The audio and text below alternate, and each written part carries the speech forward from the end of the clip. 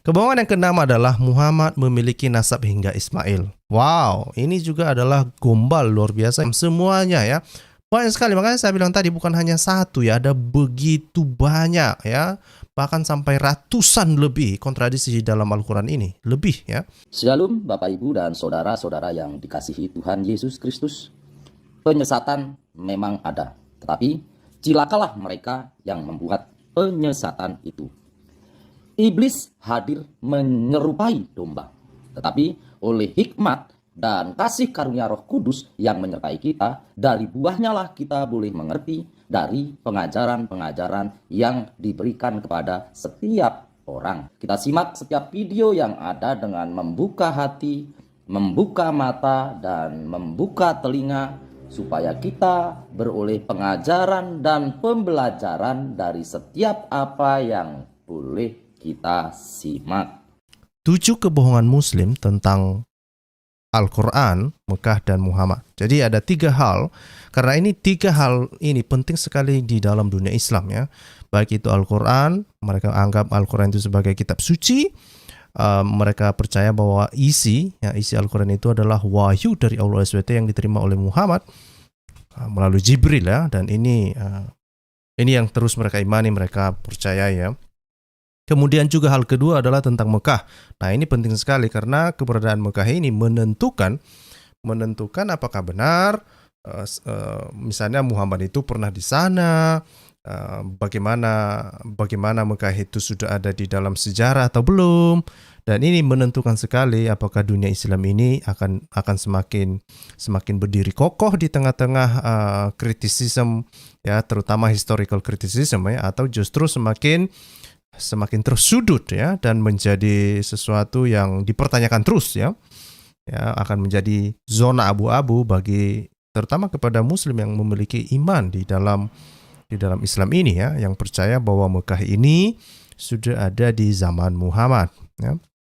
Dan yang terakhir adalah ya tentu saja ya tokoh ya atau figur yang mereka anggap sebagai nabi ya, ini adalah Muhammad. Jadi 3 hal ini penting sekali untuk melihat, tetapi apa yang menjadi kebohongan yang dilakukan oleh Muslim selama berabad-abad tentang 3 hal ini, tentang Al-Quran, Mekah, dan Muhammad. Mari kita mulai langsung saja ya. Kita langsung saja kepada intinya. Kebohongan pertama.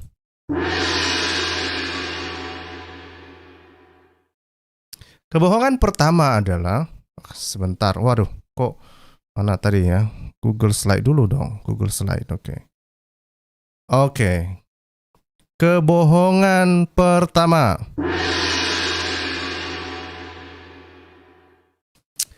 Kebohongan pertama adalah Al-Quran. Mereka mengatakan, Muslim mengatakan bahwa Al-Quran ini tetap utuh ya, atau lestari ya, lestari sejak pertama kali diwahyukan ya, dan bahkan beberapa ulama-ulama Islam, cendekiawan Muslim juga selalu mengatakan bahwa bahkan titik komanya itu pun tidak berubah.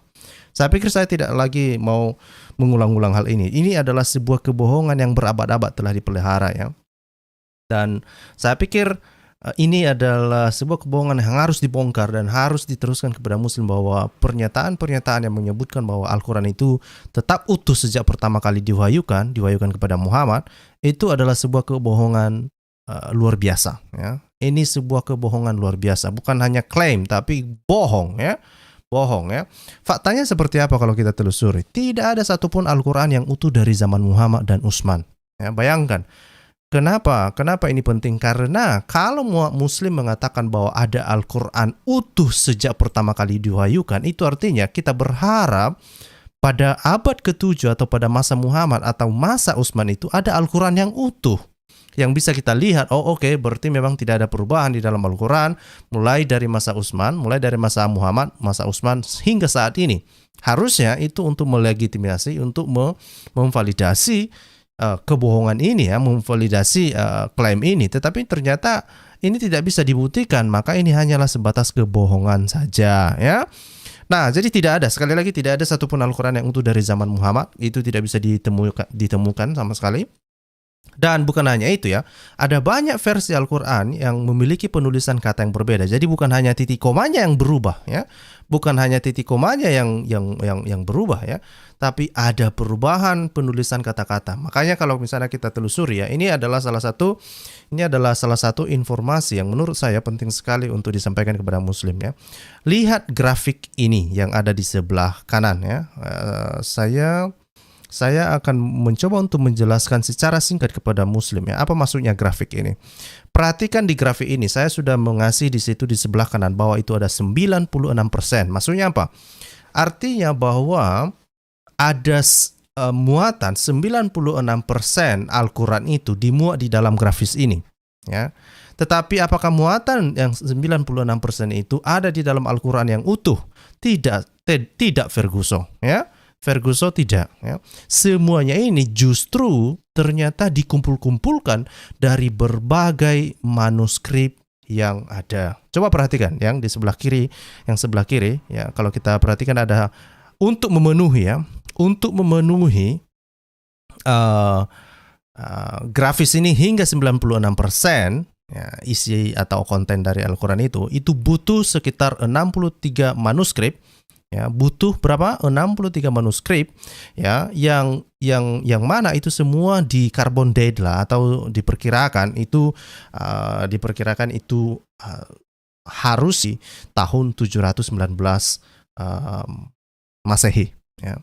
Jadi bayangkan ini semua justru manuskrip yang dikumpulkan ya hingga, atau kita bisa bilang hingga 719 Masehi. Nah, perhatikan itu lebih detail ya. Ternyata itu kita tidak bisa telusuri hingga pada masa Utsman. Apalagi masa Muhammad. Itu semua cuma manuskrip ya, kepingan-kepingan lah ya. Dan kalau kita lihat lebih detail, dikatakan di situ ada 20 ya. 20 dari diantara itu sebetulnya masih diperdebatkan tentang penanggalannya ya. Nah, kemudian juga ada dikatakan di situ ada 9 ya. Ada 9 dari manuskrip itu justru diperkirakan muncul setelah tahun 719 ya. Wah, ini semakin memperburuk posisi Muslim ya untuk mempertahankan kebohongannya ya.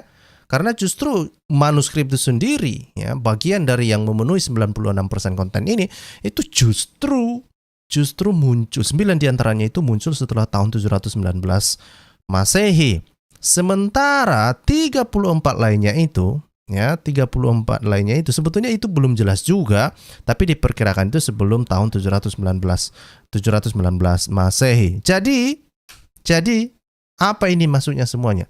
Artinya kalau kita telusuri pada masa Muhammad maupun masa Utsman itu tidak ada. Coba ya, masa Utsman itu artinya kan ketika Utsman melakukan kanonisasi. Kanonisasi itu diperkirakan terjadi pada tahun 652 ya, 652, 653, 54 lah gitu ya. Kita bisa bilang itu berdasarkan narasi Islam.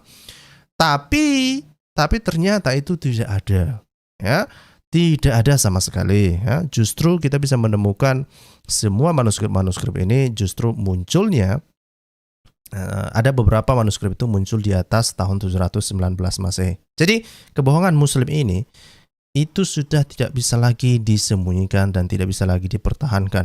Dan kemudian ketika mereka mengatakan bahwa itu tidak ada perubahan ya, tidak ada perubahan titik koma di dalamnya, justru kita menemukan berbagai macam varian dari Al-Quran itu sendiri. Dan kalau kita lihat dari penelitian, ini kita bisa lihat berbagai macam Al-Quran yang ada di dunia saat ini. Coba perhatikan itu ya, ada yang versi Wars, ada versi Was, ada Kalun, ada Suba, ada macam-macam ya, ada macam-macam ya, Kunbul, Al-Bazi, Al-Duri, ya Hisam, Khalad, Al-Yati, Al-Duri, ya, dan banyak sekali ya. Banyak sekali, dan ini semua membuktikan sebetulnya bahwa klaim ya, klaim Al-Quran yang mengatakan bahwa tidak ada perubahan, tidak ada perbedaan di dalam tentang koma, itu hanyalah sebuah kebohongan Muslim semata. Inilah misalnya salah satu buktinya kita bisa menemukan bagaimana Hatun Tas itu mengungkap ada 37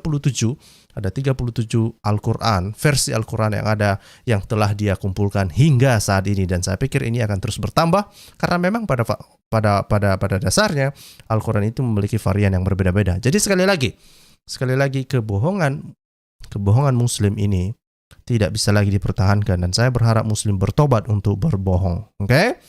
Bertobat untuk berbohong. Jangan gara-gara Muhammad mengatakan kamu boleh berbohong dalam 3 hal lalu kamu praktekkan untuk berbohong ya tentang keutuhan Al-Quran ini. Jangan ya. Berbohong itu tidak baik ya. Nanti busuk gigimu. Oke? Selanjutnya apa? Ya, selanjutnya apa? Kebohongan yang kedua. Kebohongan yang kedua itu apa? Al-Quran diwahyukan kepada Muhammad pada masa hidupnya. Nah, ini adalah sebuah kebohongan juga ya. Kenapa ini kebohongan? Apa faktanya ya? Kalau kita perhatikan apa yang mereka maksud ketika mereka mengatakan Al-Quran diwahyukan kepada Muhammad pada masa hidupnya ya. Ini mereka mengatakan bahwa Al-Quran itu diturunkan ya bukan sekali waktu ya, tetapi ada 22 tahun, 22 tahun, 2 bulan, 22 hari, gitulah. Itulah klaim mereka, dan itu kalau dibulatkan mereka bilang itu 23 tahun ya. Yang dimulai pada tanggal 22 Desember pada tahun 603 Masehi. Ini adalah sebuah klaim ya. Tapi apakah klaim ini adalah sebuah klaim kebenaran atau justru hanya kebohongan belaka? Itu semua bohong. Faktanya apa? Kalau kita melihat misalnya hasil penelitian dari carbon dating, beberapa manuskrip Al-Quran, misalnya manuskrip Sana'a dan Birmingham, itu diperkirakan sudah ada sebelum Muhammad. Bayangkan Muslim, mungkinkah Al-Quran itu sudah turun sebelum Muhammad? Tidak mungkin, karena Muslim percaya, Muslim meyakini, Muslim imannya adalah bahwa wahyu itu diterima oleh Muhammad dan kemudian dituliskan, dicatat, dihafalkan, kemudian dikanonisasi oleh Utsman selanjutnya. Tapi bagaimana mungkin ada manuskrip Al-Quran yang misalnya Al-Quran manuskrip Sana'a dan Birmingham itu kok bisa lebih tua dari masa Muhammad? Bagaimana mungkin itu bisa? Ya, bagaimana mungkin itu bisa? Kalau kamu tidak percaya, lihat hasil penelitian semacam ini. Perhatikan, ini adalah hasil carbon date ya, hasil carbon date yang dilakukan di beberapa laboratorium yang ada di Jerman ya. Dan Bapak Ibu bisa melihat itu ada di bagian legendanya ya. Di bagian legendanya itu ada berbagai macam folio ya. Folio dari Sana'a itu ada Sana'a A, ada Sana'a B, ada Sana'a C, ada Sana'a D ya. Yang di sini ya, coba saya kasih garis. Nah, ini ya. Ini saya kasih kotak deh. Sebentar ya. Ini kenapa ini? Oke, nah ini ya. Perhatikan yang ini. Transparent. Oke. Nah, coba perhatikan yang ini ya. Yang saya kasih di dalam kotak merah itu ada disebutkan tentang manuskrip Sana'a dan manuskrip Birmingham ya. Dan masa hidup Muhammad itu ada di sebelah sini ya. Masa hidup Muhammad itu ada di mana? Ini ya. Masa hidup Muhammad itu ada di sini. Oke. Nah, kalau kita perhatikan ya, baik itu manuskrip Sana'a maupun manuskrip Birmingham itu ya, ada beberapa hasil penelitian dari laboratorium yang ada di Jerman ya, itu justru mengatakan bahwa itu memiliki tahun penanggalan di bawah abad ke-7. Misalnya ya, ini yang ada di Sana'a B Lion misalnya ya. Sana'a B Lion itu yang biru ya, bagian biru sebelah kiri ya. Sebelah kiri itu diperkirakan diperkirakan mulai dari abad ke-5 ya sampai abad ke-6 ya. Sementara Muhammad baru dikatakan itu baru lahir 570. Ya bagaimana mungkin ini bisa terjadi ya? Apakah mungkin Al-Quran itu turun sebelum Muhammad lahir gitu? Tidak mungkin, ya. Tidak mungkin. Nah, beberapa para peneliti mereka sebetulnya sudah mulai meragukan hal ini sejak lama ya, dan mereka mengatakan ya mungkin saja lah ya, karena ini kan dari kulit binatang ya, dari kulit binatang. Mungkin mereka bilang mungkin kambingnya itu makan terlalu banyak makan seafood katanya, makanya bisa awet sampai 200 tahun atau 300 tahun barulah dituliskan ayat-ayat Al-Qur'an yang diterima dari Muhammad ya. Itu sih sebetulnya banyak peneliti mengatakan demikian karena mereka mencoba untuk mengolok-olok ya. Karena klaim-klaim daripada muslim ini menjadi bahan olok-olok bagi mereka sekarang ini karena melihat hasil penelitian semacam ini. Juga misalnya kalau kita lihat folio Sanaa folio Sanaa Khail misalnya, itu diperkirakan justru di abad ke-5 sampai awal abad ke-6 ya. Ya, jauh sekali, sementara itu Muhammad baru muncul di abad ke-7 ya. Wah, itu parah ya. Jadi perhatikan di situ.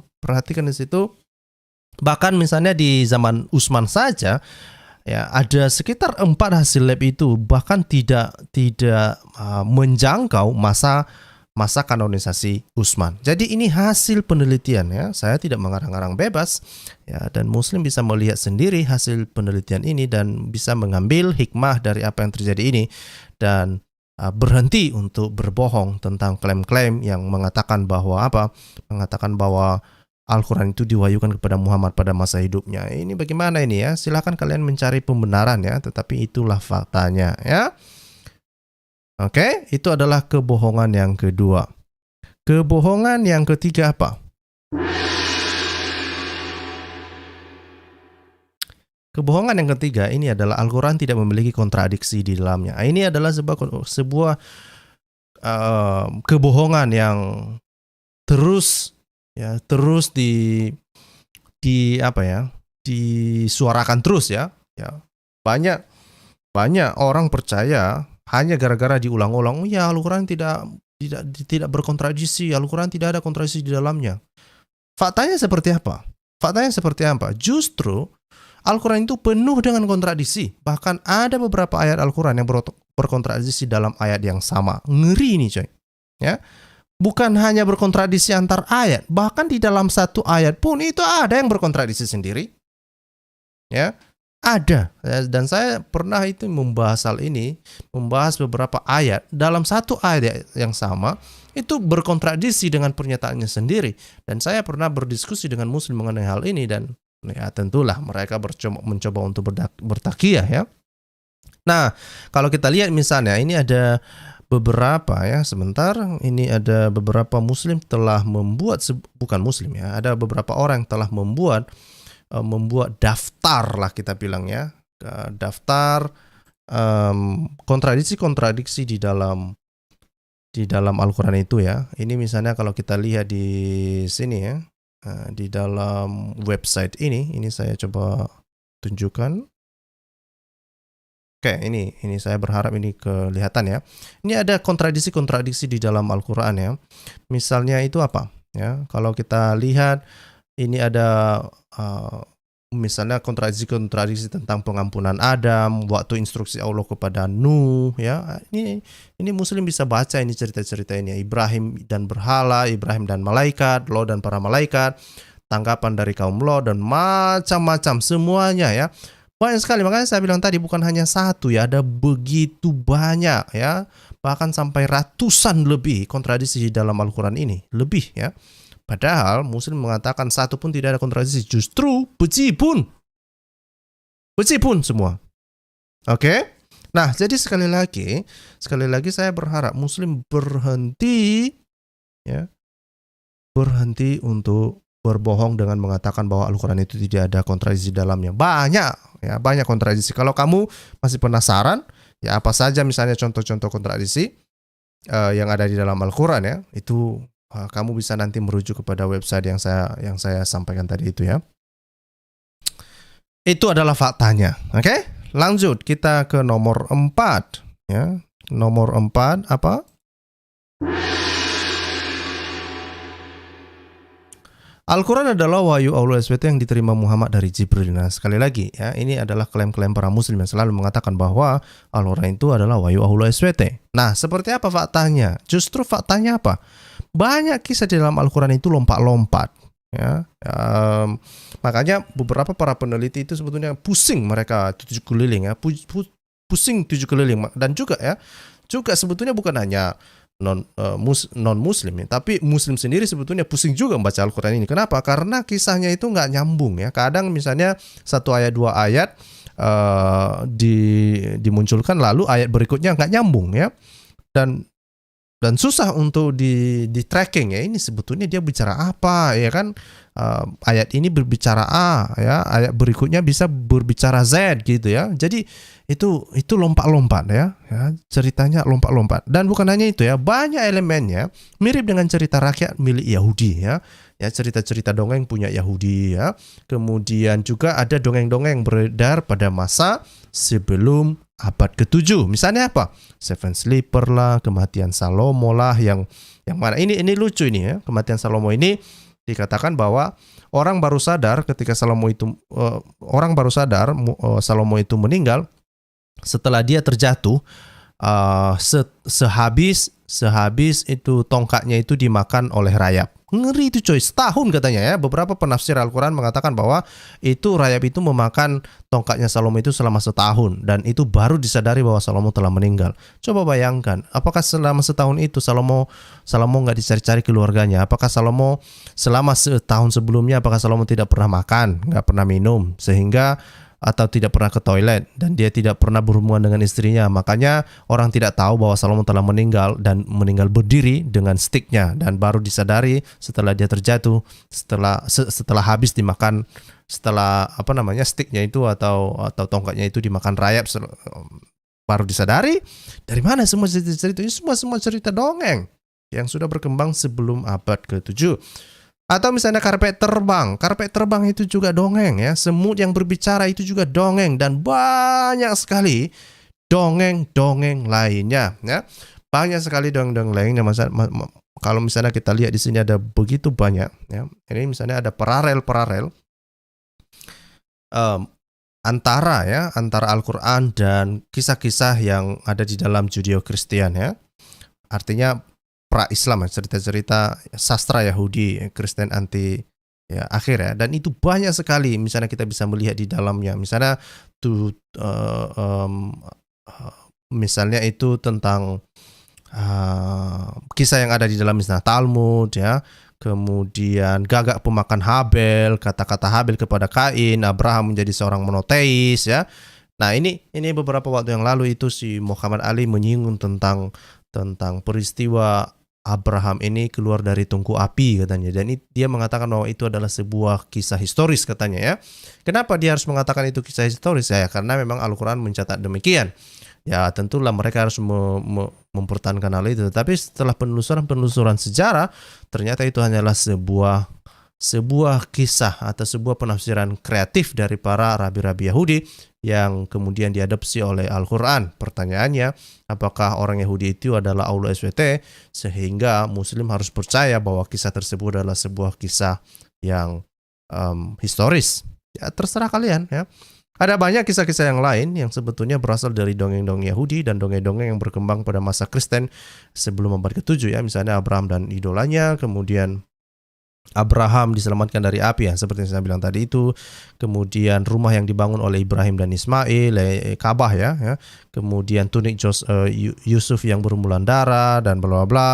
Kemudian iblis dan penolakannya untuk bersujud, jin yang diciptakan dari api ya. Kemudian 4 kisah dalam surat Al-Kahfi, Yesus, Maria dan pohon palem ya, pohon kurma ini ya, yang mana si Maryam dalam kisah Al-Quran itu menggoyang-goyangkan pohon kurma coy. Bayangkan ibu baru melahirkan itu bisa memiliki tenaga yang sangat kuat menggoyang-goyangkan pohon palem. Ngeri ya. Dan ternyata itu justru bisa ditemukan di dalam Injil-Injil apokrif ya. Misalnya Injil Matius ya. Kemudian Yesus berbicara dari buaya ya. Kemudian juga Yesus dan burung tanah liat. Itu semua cerita-cerita dongeng. Tapi Muhammad mengadopsinya atau Islam mengadopsinya ya, dan itu ada di dalam Al-Quran, dan mereka mengatakan bahwa itu adalah semua wahyu dari Allah SWT. Padahal itu dikarang oleh orang-orang sebelum Islam ada. Pertanyaannya, jangan-jangan Allah SWT itu adalah orang-orang yang mengarang cerita itu ya. ya, sebelum masa Islam. Wah, Muslim ayo dong, mikir ya. Dan bukan hanya itu, sebetulnya ada kisah-kisah misalnya tentang tuduhan-tuduhan Al-Quran yang sudah kita bahas beberapa waktu yang lalu itu, tuduhan Al-Quran terhadap Tritunggal, Allah Tritunggal di dalam kekristenan ya, dan ternyata Al-Quran tidak memahami apa yang dimaksud dengan Tritunggal yang diimani oleh orang Kristen. Ini menarik. Oke? Nah, ada banyak kisah-kisah semacam ini. Ini sampai banyak sekali kisah-kisah semacam ini, bahkan tentang Ratu Seba, jin membantu Sulaiman membangun kuil, tubuh di singgasana Sulaiman, gunung yang menjulang di atas Bani Israel, bla bla bla semuanya ya. Semua banyak sekali kisah-kisah semacam ini yang ada di dalam Al-Qur'an, yang pada intinya apa? Pada intinya itu semua adalah kebohongan ya. Mereka percaya itu adalah wahyu. Padahal itu sebetulnya kisah yang sudah beredar sebelum Islam ada di abad ke-8. Saya menyebut Islam ini ada di abad ke-8 ya, karena Islam ini susah kita menemukan jejaknya di abad ke-7 ya. Oke, kebohongan yang berikutnya yaitu kebohongan yang kelima. Mari kita lihat apa itu. Kebohongan yang kelima adalah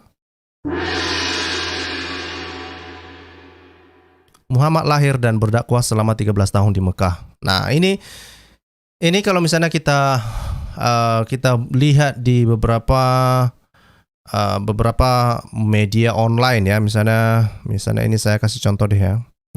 Ini misalnya di berita hari ini dikatakan sejarah dakwah Nabi Muhammad selama 23 tahun di Mekah dan Medina. Ini ngeri coy. Ya, jadi mereka percaya bahwa Muhammad ini pernah ada, kemudian mereka percaya bahwa Muhammad pernah hidup di Mekah dan Medina, ya, dan bukan hanya hidup di Mekah dan Medina, mereka percaya juga bahwa Muhammad itu melakukan dakwah di Mekah itu selama 13 tahun. Bayangkan coy, ini bukan ece-ece ini. Ya, ini 13 tahun mereka mengatakan bahwa Muhammad pernah berdakwah di Mekah, dan bukan hanya satu website ya, misalnya juga di iNews Idea dikatakan di sini ada banyak website sebetulnya yang membahas tentang hal ini ya. Dan kalau kita perhatikan kebohongan ini, apakah kebohongan ini bisa dipertahankan lebih jauh? Tidak, Ferguson ya. Faktanya seperti apa ya? Tidak ada sumber Islam dan non-Islam. Perhatikan yang saya blok ini ya. Tidak ada sumber Islam dan non-Islam yang mengkonfirmasi keberadaan Muhammad di Mekah pada abad ke-7. Dan bukan hanya saya yang mengatakan ini ya, bahkan misalnya cendekiawan muslim pun mengakui hal demikian. Baik itu Muhammad Ali maupun Munim Siri misalnya. Munim Siri ini adalah seorang doktor yang ada di US ya, dia itu ada di Notre Dame ya. Notre Dame kalau nggak salah ya, dia itu salah satu dosen yang doktor juga. Kemudian juga Muhammad Ali yang juga seorang dosen kalau nggak salah itu di Indonesia ya, dia seorang dosen di sana, dan mereka mengakui bahwa sebetulnya tidak ada sumber Islam dan non-Islam yang mengkonfirmasi keberadaan Muhammad di Mekah pada abad ke-7. Nggak ada, sama sekali nggak ada. Sebetulnya Muhammad Ali mencoba untuk membantu para muslim untuk meyakinkan mereka bahwa Muhammad pernah ada pada abad ke-7 dengan mengatakan, misalnya ada dua, setahu saya ada dua yang diangkat oleh Muhammad Ali untuk mencoba membantu muslim supaya imannya tidak goyang. Pertama, dia mengangkat misalnya tentang surat diplomasi Muhammad kepada Heraklius ya. Dan ternyata itu hanyalah surat palsu ya, alias fake ya. Ternyata surat itu bukanlah ditulis oleh Muhammad, tetapi justru setelah ditelusuri, dikarbondatlah dan kemudian dianalisalah bentuk tulisannya itu, diperkirakan itu justru surat itu muncul di masa Umayyah, artinya di tahun sekitar 660-an ya. Nah, sementara Muhammad sudah meninggal pada tahun 632 ya, 632 Muhammad itu dipercaya sudah meninggal kalau benaran Muhammad pernah ada. Nah, tidak mungkin Muhammad menulis surat pada tahun 660-an pada masa Umayyah dan kemudian mengirimkan suratnya kepada Heraklius. Dan Heraklius yang dimaksud pun bukan Heraklius pada masa Muhammad yang ada di tahun 630-an itu, tetapi Heraklius yang lain ya. Kemungkinan itu Heraklius yang kedua. Saya pernah membahas ini dan saya kurang tahu apakah videonya masih saya simpan atau tidak. Nah, mungkin suatu saat akan saya angkat kembali ya. Ini adalah dokumen yang pernah diangkat oleh Muhammad Ali untuk membuktikan tentang klaim bahwa Muhammad itu pernah tinggal di Mekah. Dan bukan hanya itu, muslim mencoba untuk membuktikan bahwa Muhammad pernah ada di dunia. Tapi itu tetap gagal ya. Bukti yang kedua yang sering digunakan oleh Muslim adalah misalnya bukti dari Doktrina Jacobi. Ya, Doktrina Jacobi ini adalah sebuah dokumen non-Islam ya, dokumen non-Islam yang menyebutkan tentang seorang nabi katanya, seorang nabi. Nah, pertanyaannya adalah apakah itu nabi yang dimaksudkan? Ya, seorang nabi yang dimaksudkan di dalam Doktrina Jacobi itu adalah Muhammad? Tidak ya, sama sekali kalau kita lihat dokumen Doktrina Jacobi itu sama sekali tidak ada menyebutkan tentang Muhammad ya, sama sekali. Dan justru kalau kita perhatikan hasil penelitian menunjukkan di abad ke-7 itu baik itu sebelum masa Muhammad, pada masa Muhammad dan juga setelah masa Muhammad ada banyak orang ngaku-ngaku sebagai nabi ya. Ada banyak orang mengaku sebagai nabi ya. Ada beberapa juga penelitian mengatakan bahwa yang mengaku-ngaku nabi itu bahkan termasuk misalnya si Abisal ya, itu juga ngaku-ngaku sebagai nabi, yang si pengarang puisi itu ya, yang mana puisinya itu banyak diadopsi di dalam Al-Qur'an ya. Namanya Ibnu Abisal ya. Ibnu Abisal. Nah, silakan nanti Muslim mengecek siapa sih Ibnu Abisal ini. Lah kenapa puisinya Ibnu Abisal ini dihubungkan dengan isinya Al-Quran? Nah, itu nanti cari di Google ya. Bilang misalnya masukkan keyword Ibnu Abisal dan puisinya di dalam Al-Quran. Nah, itu kamu bisa menemukan kok bisa Al-Quran mengadopsi puisi dari Ibnu Abisal ini ya. Jadi sekali lagi bahwa tidak ada sumber Islam dan non-Islam yang mengkonfirmasi keberadaan Muhammad di Mekah pada abad ke-7. Justru sumber-sumber Islam yang ada, misalnya kalau kita lihat Sirah Nabawiyah misalnya. Sirah Nabawiyah itu baru ada di awal abad ke-9 ya. Sirah Nabawiyah yang ditulis oleh Ibnu Hisam maupun Al-Waqidi ya. Al-Waqidi juga menuliskan pada abad yang sama ya. Itu justru ada di awal abad ke-9 ya. Kemudian misalnya kalau kita lihat hadis itu justru di abad ke-9, abad ke-10 baru muncul ya, dan baru pertama kali disortir oleh Al-Bukhari ya misalnya ya, dan kemudian muncullah hadis-hadis yang lain tentang hadis-hadis, dan itu sudah 200-an lebih ya setelah Muhammad atau setelah masa Muhammad. Itu jauh ya. Jadi sama sekali tidak merefleksikan dan sama sekali tidak merepresentasi keberadaan Muhammad, sekaligus tidak mengkonfirmasi keberadaan Muhammad pada abad ke-7. Oke? Sama sekali tidak ada. Oke? Nah, ini adalah kebohongan yang ke-7 dan kelima ya. Ini kebohongan yang kelima ya, dan bukan hanya itu sebetulnya kalau kita lihat ya. Ini yang bagian yang kedua yang saya buat di situ saya mengatakan bahwa Mekah itu baru muncul di peta setelah abad ke-8. Dan bukan hanya saya mengatakan ini ya. Misalnya Dan Gibson ya. Dan Gibson telah melakukan penelitian dan dia mengumpulkan seluruh peta kuno ya, mengumpulkan seluruh peta kuno. Dan dia mengatakan bahwa dia tidak menemukan kota Mekah di dalam peta sebelum abad ke-8. Ngeri nih, ya, ngeri. Ya, saya sudah membahas ini dan mungkin nanti kita akan bahas lagi. Oke?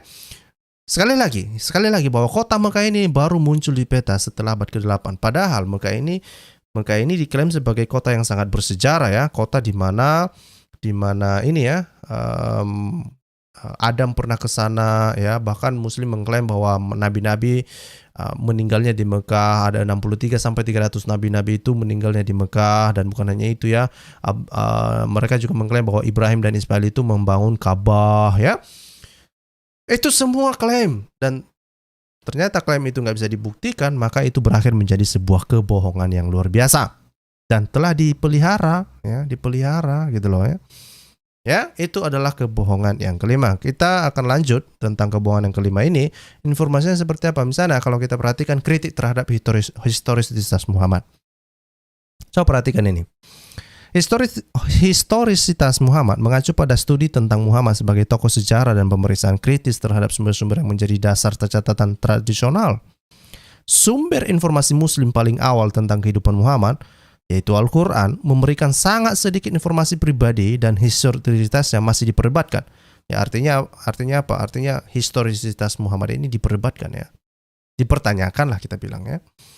Biografi kenabian yang dikenal sebagai sirah ya, bersama dengan catatan kata-kata, tindakan dan persetujuan diam-diam dari Muhammad yang dikenal sebagai hadis, bertahan dalam karya secara pada para penulis dari abad ketiga dan keempat era Muslim. Artinya kan di tahun 800-an, ya, itu yang saya bilang tadi, itu abad ke-9 sampai abad ke-10 itu justru baru berkembang. Dan memberikan banyak informasi tentang Muhammad, ya, tetapi keandalan informasi ini sangat diperdebatkan di beberapa kalangan akademisi. Selain itu ada sejumlah kecil sumber non-muslim yang sezaman atau hampir sezaman yang membuktikan keberadaan Muhammad dan berharga baik dan dalam diri mereka sendiri maupun untuk dibandingkan dengan sumber-sumber muslim. Ya, sebetulnya tidak ada, ya. Yang tidak, ya. Ada sejumlah tidak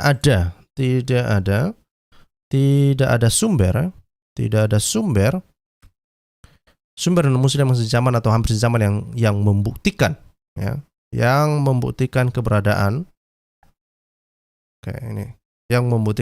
Muhammad dan yang membuktikan keberadaan Muhammad selain dari sumber-sumber Muslim tadi itu yang berkembang di abad ke-9 ataupun abad ke-10.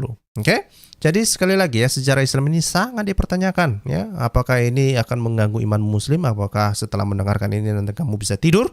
Ya, silakan saja pikir, ya. Saya hanya mengungkapkan fakta dari hasil penelitian. Alright? Nah, tambahan lagi informasi kalau kita lihat ini tentang historisitas Mekah ini, karena mereka mengakui bahwa Muhammad ini pernah hidup di Mekah selama 13 tahun dia berdakwah di sana. Tunggu dulu. Menurut Al-Quran, Mekah adalah kota pertama yang terpenting di dunia. Adam menempatkan batu hitam di Ka'bah asli di sana, sementara Abraham dan Ismail membangun kembali Ka'bah Mekah berabad-abad kemudian. Mekah diduga sebagai pusat jalur perdagangan Arab sebelum Nabi atau sebelum masa Muhammad. Namun, coba perhatikan ini. Namun, tidak ada bukti arkeologis untuk ini. Sekali lagi, tidak ada bukti arkeologis untuk ini, ya. Sama sekali tidak ada. Kota kuno yang begitu besar pasti akan disebutkan dalam sejarah kuno. Namun referensi paling awal tentang Mekah sebagai kota ada di Konstantinopel Bizantia Arabica, sebuah dokumen abad ke-8. Itu yang saya bilang tadi itu, ya. Mekah tentu saja tidak berada di jalur perdagangan darat yang alami. Itu adalah lembah tandus yang membutuhkan jalan memutar 100 mil. Selain itu hanya ada perdagangan maritim Yunani kuno, ya, Yunani Romawi dengan India. Setelah abad pertama yang dikendalikan oleh pelabuhan Adulis di Laut Merah Ethiopia, bukan oleh orang Arab. Jika Mekah bahkan bukan kota yang layak, apalagi pusat perdagangan besar sampai setelah masa Muhammad, ya. Dan ini membuat sebetulnya historisitas Muhammad ini dipertanyakan dan Quran dipertanyakan. Kemudian juga klaim bahwa Muhammad pernah lahir di Mekah, pernah berdakwah di Mekah, itu juga semuanya dipertanyakan dan ini sudah hancur berkeping-keping. Saya berharap Muslim masih bisa bernafas, ya, mendengarkan informasi ini, ya. Kenapa? Ini informasi sangat berharga dan saya berharap Muslim berpikir-pikir, ini sebetulnya yang saya imani ini benar atau enggak sih? Kenapa sangat bertentangan dengan sejarah? Kok susah banget sih mencari Muhammad ini? Gitu, ya. Kalau dia benar-benar ada, kok susah banget sih? Itu di abad ke-7 itu, ya. Zaman sudah maju di abad ke-7. Ya, informasi di abad pertama aja bisa ditelusuri, misalnya tentang historisitas Yesus dan orang-orang yang hidup pada zaman yang sezaman dengan dia lah. Itu bisa ditelusuri melalui catatan sejarah, ya. Ini Muhammad hidup di abad ke-7, 700 tahun itu sudah modern itu. Masanya sudah modern itu. Udah jauh lebih maju. Harusnya lebih gampang mencari Muhammad, ya. Harusnya lebih gampang mencari Muhammad daripada Tuhan Yesus yang pernah hidup di abad pertama. Tapi kok terbalik di dunia ini, ya. Ya. Oke, dan itu adalah yang kebohongan yang kelima, ya. Itu tambahan informasi untuk kebohongan yang kelima. Kita lanjut ke kebohongan yang keenam. Kebohongan yang keenam apa? Ini, ya, kebohongan yang keenam apa? Kebohongan yang keenam adalah Muhammad memiliki nasab hingga Ismail. Wow, ini juga adalah gombal luar biasa ini. Ini gombal ini. Mereka mengatakan bahwa Muhammad memiliki nasab hingga Ismail dan ini pernah diperdebatkan hingga berlarut-larut, ya. Dan ketika kita merespon ini dan juga Pak Deki merespon ini, ketika misalnya propaganda semacam ini digaung-gaungkan oleh Muhammad Ali dan muslim-muslim yang lain yang mengatakan bahwa Muhammad itu nasabnya itu terhubung ke Ismail, ternyata itu semua hoax, ya, alias kebohongan. Apa faktanya sebetulnya, ya? Faktanya seperti apa? Ya. Untuk mendukung kebohongan Muslim ini, ya, ini sebetulnya kalau kita lihat misalnya di media-media ini, coba perhatikan media ini, ya. Anistudio.id dikatakan silsilah Nabi Muhammad SAW lengkap sampai Ismail katanya. Sampai Ismail, coy. Ngeriin, coy, silsilah, ya. Ini lengkap katanya. Ya. Nah, kemudian juga misalnya di suara.com ya dikatakan silsilah Nabi Muhammad katanya. Nah, ini silsilah Nabi Muhammad SAW yang perlu diketahui umat Islam hingga Nabi Adam. Bahkan bukan hanya kepada Ismail, sampai Adam coy, sampai Adam.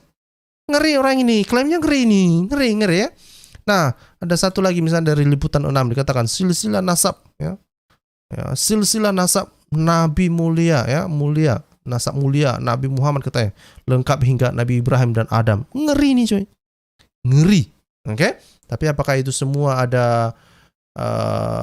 adalah sebuah klaim kebenaran atau justru kebohongan? Ya, setahu saya dari penelusuran saya dan hasil penelitian literatur menunjukkan bahwa itu semua hanyalah kebohongan belaka saja. Dari mana kita tahu? Apa faktanya? Faktanya adalah bahwa tidak ada konfirmasi keberadaan Muhammad pada abad ke-7 melalui sumber Islam pada abad yang sama. Itu yang saya bilang tadi ya.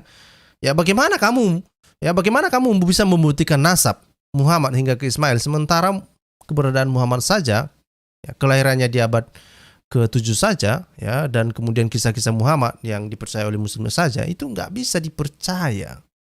Bagaimana kamu mengarang-arang ya garis keturunan seseorang yang sebetulnya historisitasnya pun dipertanyakan. Come on ya. Saya pikir itu perlu dipikirkan lah ya.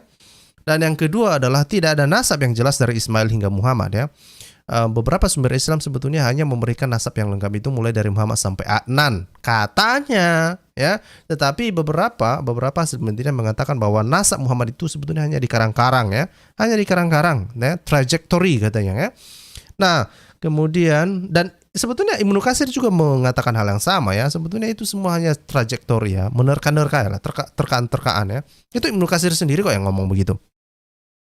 Ya, ulama Islam telah melakukan sosiologi berabad-abad tanpa dasar yang kuat ya. Dugaan peneliti ya, ini dugaan peneliti dan termasuk dugaan saya juga, ini hanya upaya Islam menghubungkan dirinya dengan agama Yahudi dan melegitimasi kenabian Muhammad ya. Karena kalau misalnya muslim gagal membuktikan bahwa Muhammad ini terhubung dengan Ismail, maka klaim kenabian Muhammad itu adalah sebuah omong kosong. Jadi mereka harus mati-matian membuktikan bahwa Muhammad ini adalah seorang yang memiliki garis keturunan dari Ismail. Dan bukan hanya itu, makanya mereka cari-cari nama Muhammad di dalam Alkitab, mencari-cari nama Muhammad di dalam kitab Taurat ya, dalam Injil, dan semuanya itu gagal maning. Kalau memang benaran dia nabi, kok susah banget sih mencarinya? Kalau itu sebuah kebenaran, kenapa susah kali sih mencarinya? Ya, jangan kamu tuduh orang mengatakan, oh kamu sudah mengubah-ubah kitab itu, makanya kami nggak bisa menemukan nama Muhammad. Oh enggak lah, itu nggak kayak gitu Ferguson ya, nggak ada kayak gitu ya. Ya kalau memang nggak ada ya nggak ada, itu faktanya. Terima faktanya ya, bahwa memang tidak ada nasab yang jelas dari Ismail hingga Muhammad ya, dan itu hanya semua sekedar cocoklogi belaka ya. Mari kita lanjut ke kebohongan yang ke-7. Apa itu?